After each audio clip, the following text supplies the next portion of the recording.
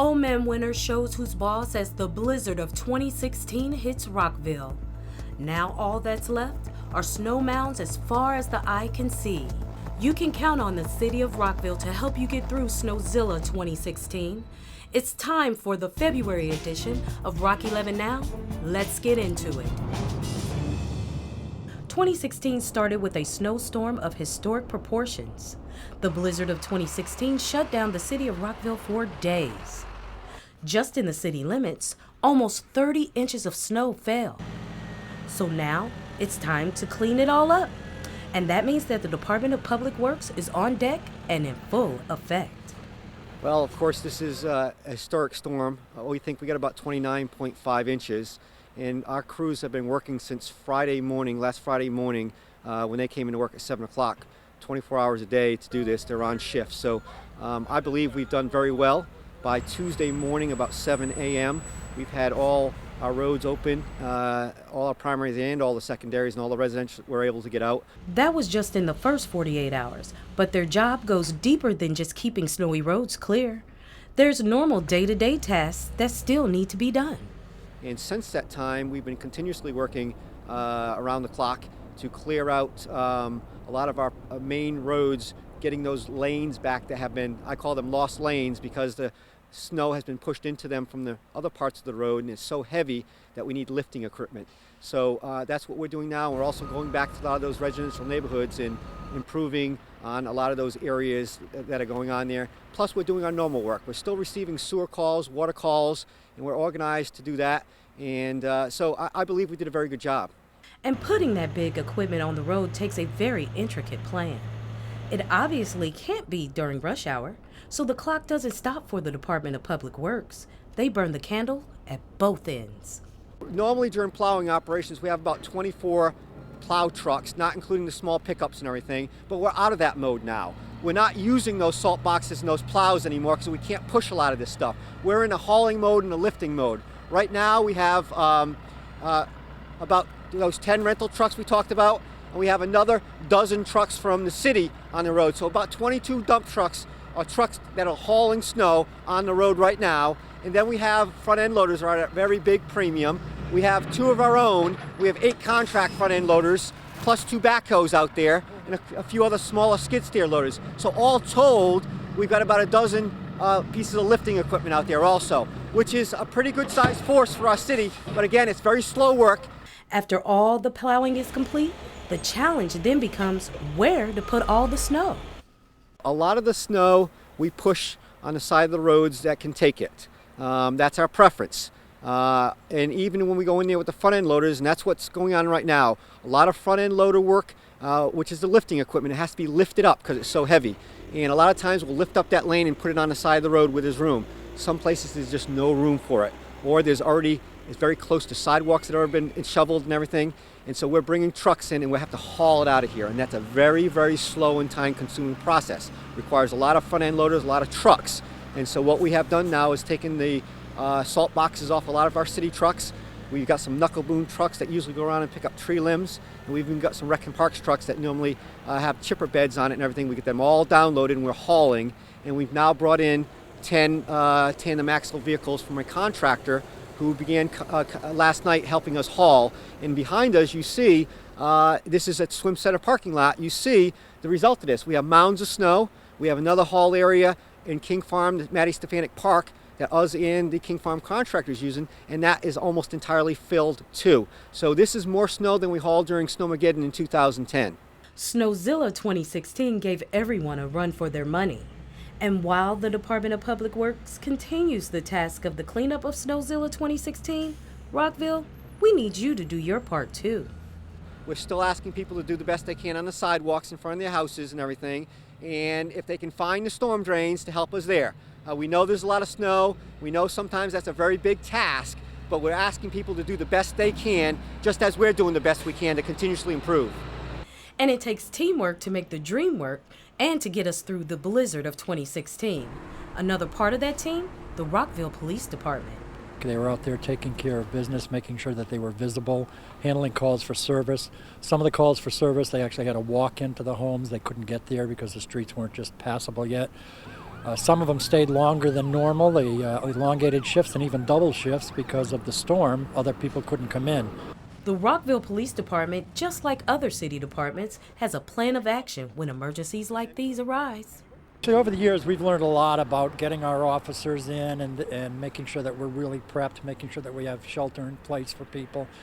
So I think every year you learn a little bit more about the type of cars you have. Over the last couple of years, we've bought four-wheel drives and all-wheel drive vehicles for when this storm comes, that you can get people out there.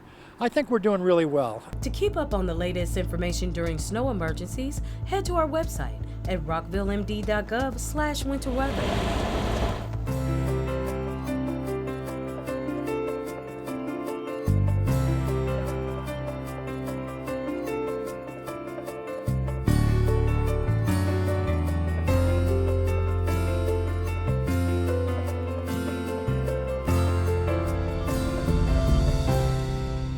Rockville 11 celebrates Black History Month with a very interesting historic fact about Rockville. The Underground Railroad, which freed hundreds of thousands of slaves and spanned across 14 northern states, included our hometown, Rockville. It provided a pathway to freedom for so many, including people like Josiah Henson, the model for the title character in Uncle Tom's Cabin, and even a slave by the name of Anne Maria Wims, who dressed up as a man to have her chance at freedom. Anthony Cohen, a fourth-generation descendant of a runaway slave, retracked the 1,000-mile route of the Underground Railroad from Maryland to Canada. He tells the story of the blood, sweat, and tears that lined this part of the journey to a new life for thousands of slaves. The city of Rockville was what could be described as a hub of the Underground Railroad. One story that comes to mind is that of Christ Episcopal Church, which had in its membership both slaveholders and non-slave holding people worshiping together. A legend persists that there's a crawl space, which you can still see today, under the church, where slaves were said to have been hidden. In terms of the historical record, people such as Judge Bowie, whose home is now the Glenview Mansion at the Rockville Civic Center. He was a unionist, so he was for preservation of the United States as it was at the time, but he was also a slaveholder. But he would have been one of the first to concede that slavery was an arcane system and that its last days were upon them. Continuing our celebration of Black History Month with a look back at this year's 44th annual Dr. Martin Luther King Jr. Day celebration, Rock 11 Now's Kobe Ford has more.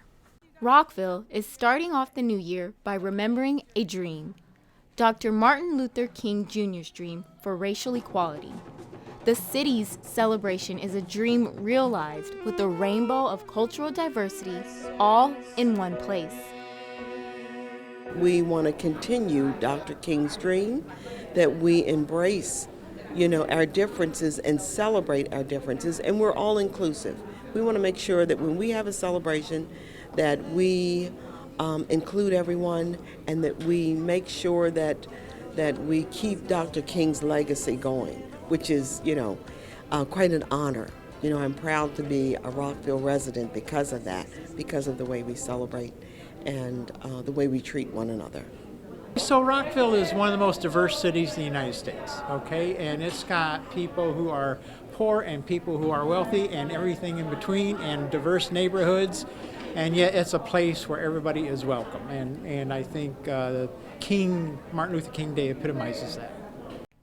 This year's theme, the challenge of building a community in the age of Ferguson and Baltimore, was present in the keynote speaker and co-founder of the Truth Telling Project, David Ragland's speech. My message is really going to be sharing King's radical truth And it's the truth that he shared at Riverside Church in his opposition to the Vietnam War. And it's a message of celebration that we can solve our problems without violence. And if we can solve our problems without violence in the movement for nonviolence and civil rights, this country surely can solve its problems without using the tools and weapons of war. While peaceful protesting is the cornerstone of King's nonviolent movement, there are many layers to the legacy of the civil rights advocate, including leadership and making a positive impact. And these qualities shine in the mixture of different colors and ages of the people who are committed to Dr. King's cause. And what I love this ceremony was showed the collaboration. So many young people were involved. I believe it's the young people that are going to change this and lead this movement to include everybody. And there's just a lot happening in this community. I think I have to go to school and just teach my friends and communicate with my society in school that no one is inferior to you and no one is superior. You're all important and equally essential to a successful society. This celebration of global heritages mirrors exactly what Dr. King wanted, and Rockville is proud to make Dr. King's dream a reality every year. Check out the 44th annual Dr. Martin Luther King Jr. celebration right now on our YouTube channel and on our website at rockvillemd.gov/Rockville11. Turning now to other news in Rockville, the city is looking toward the future with their Rockville 2040 Comprehensive Master Plan update. And while the Rockville 2040 listening sessions wrapped up in January, you can still let your voice be heard. There will be a total of 4 meetings in April, May, and June to develop goals and objectives for the new plan. If you want to participate, just send an email to the masterplan at rockvillemd.gov or call 240-314-8200. You're encouraged to come to all 4 meetings. And you can check out the results of the Rockville 2040 listening sessions online right now at rockvillemd.gov/Rockville2040. Last year, the Rockville Mayor and Council met with other elected officials from Gaithersburg and Montgomery County to discuss plans of a bus rapid transit system that will run through Rockville. So what is a bus rapid transit system, and how will it affect your life? Here's some news that works for you.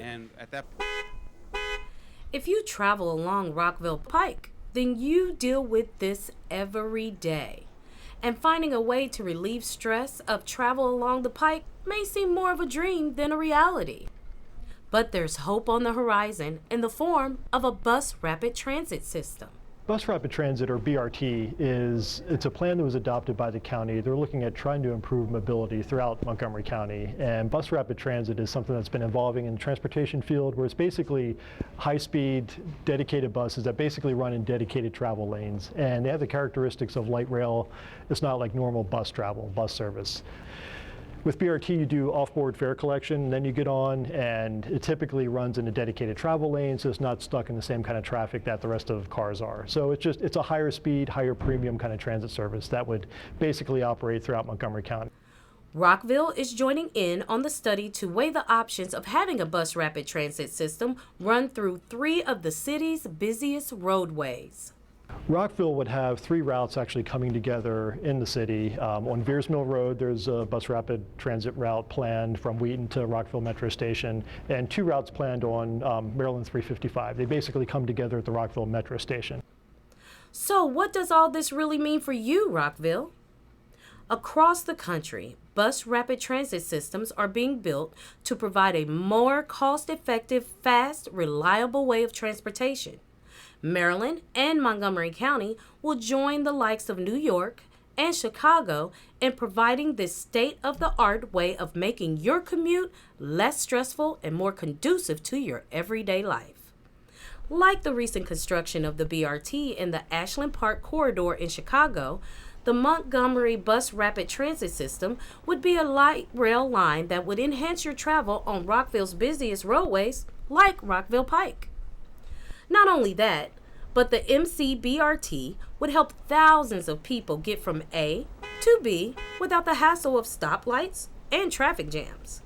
It will also give you another option of public transportation besides the metro or a ride-on bus. We went to the Mayor and Council recently and got some preliminary feedback on how to engage our residents, our neighborhood associations, HOAs and civic associations, and really update them on what's happening in Town Center, especially with BRT, and try to begin to get their feedback as well as far as what they would like to see. The Maryland-Montgomery County Bus Rapid Transit System won't happen overnight. There's still a long road ahead. And Rockville's mayor and council, along with the Planning Commission, want you to be a part of the process before any decisions are made. We're going to probably hold a forum sometime in the spring where we can bring the community together so they can understand a little bit more about BRT and what the overall plan says and what it means for Rockville and what it means within our Rockville Town Center area as well. To stay informed on the BRT process, you can head to our website at rockvillemd.gov/BRT. And as always, you can count on Rockville 11 to broadcast all the Montgomery County BRT study meetings live. Just because it's cold outside doesn't mean you can't keep a piece of the summer with you. The newly renovated South Pool is complete and ready for you to dive in. Construction finished just in time if you're looking to brush up on your backstroke for the summer months. This project began construction back in July, and preceding that was a design phase. Since July, we were able to demolish the existing pool deck, replace that with a new concrete structure. We've retiled the interior of the pool, upgraded the HVAC systems, and installed a pool gutter filtration system. Behind the scenes, we've done a lot of electrical and plumbing upgrades. The Rockville Swim and Fitness Center South Pool renovations, $2.4 million project, was the first major renovation to the pool since it was built in 1968. The South Pool is open now, and you can sign up for the winter courses online at rockvillemd.gov/swimcenter, or just show up. Again, it is cold outside, but Rockville is already planning for the warm weather. And we've got your summer covered with plenty of fun activities for you and your kids to do. Starting January 19th through midsummer, you can register for summer camps online or in person at City Hall or at any city recreation facility. Find details on camps, the summer playground programs and teen activities, and registration information in the camp guide at rockvillemd.gov/guide. In celebration of Earth Day on April 22nd, the City of Rockville and VisArts are sponsoring the Rockville Storm Drain Mural Project. The project will use original mural designs to reflect topics related to how storm drains and what goes in them impacts the health of local waterways.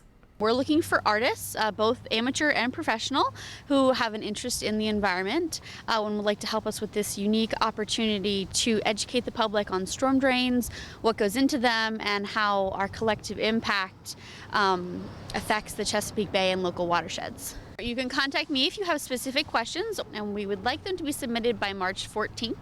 And we're looking specifically for designs that are related to water quality, streams, rivers, the Chesapeake Bay, and pollution. The 17th Annual Wedding Expo at the Glenview Mansion gave brides-to-be and grooms alike a chance to connect with more than 30 professional wedding vendors to help plan their special day. Professionals were on hand to help with everything from your wedding day, from catering, wedding cakes, pictures, flowers, you name it, including entertainment. The main thing that we needed today was a caterer, and now I have more questions answered about what a caterer provides and what their different rates are and what the different rates mean and how they could work with us for a wedding. I think we're looking for something unique. I think for us, we're a unique type of couple. I think we're just looking for something that's going to stand out. It's going to be unique, that's not typical. I think I'll find it here at the Wedding Expo. 3, 2, 1, cut. It's time to stimulate your mind and pick up a book at the Montgomery County Public Library Twin Brook branch. The Twin Brook branch just reopened last month. We spent a lot of time thinking about what improvements could be made to the building, increasing the footprint for the public and making the library easier to use in many ways. Things change so quickly. We got new Wi-Fi, we got new county internet, we got new networking, we collated the computers so people weren't always asking where are the computers because there were some over there and things like that. It looks really beautiful, and I can see like the windows and everything. Yeah, and like it's clean every time we come here. I think it was a wonderful tribute to the community and the hard work that all of the people have put in to make this happen today. It's important to Rockville to have the library refreshed, as it's called, to make sure that it continues to be a vital gathering place, a place where people can come to meet and greet, to learn, to access the electronic materials that are here.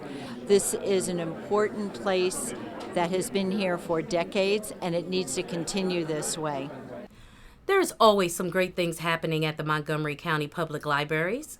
Just head to montgomerycounty.gov/library for activities and find out where there's a location or branch near you. Once again, Rockville, you prove that neighbors can and will help neighbors. For the final year, we put out the call for coat donations for those in need to stay warm this winter, and you answered in a big way. The 9th annual Rockville Coat Drive was a huge success, collecting 370 coats in just 10 days. The event was organized by Lincoln Park Community Center in partnership with Burlington Coat Factory's Warm Coats and Warm Hearts Drive. All the coats collected will be handed out to those in need across the area. Way to go, Rockville, and thanks for showing that sharing is caring. Rockville 4th graders, listen up. Want your shot at being Rockville's mayor for a day?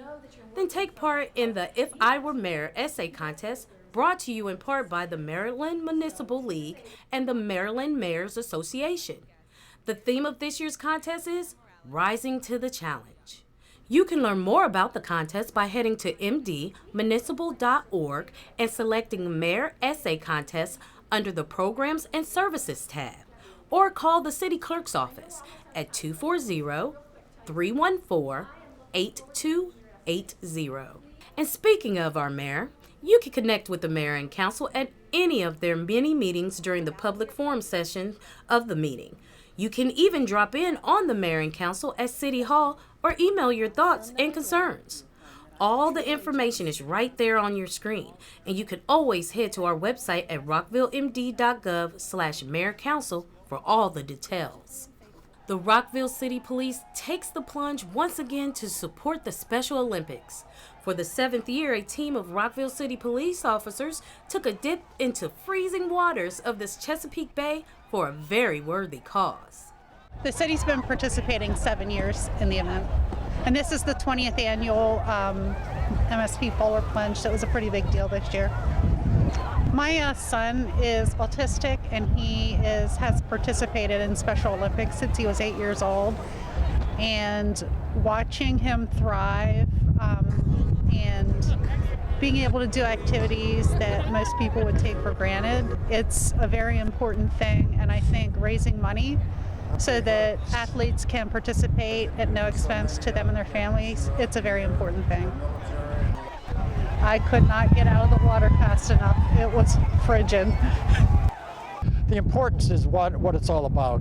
It's working with the young people and everybody who are part of the Special Olympics world and family, and we're just delighted that we're part of the game. I've done it for 7 straight years, and it's cold.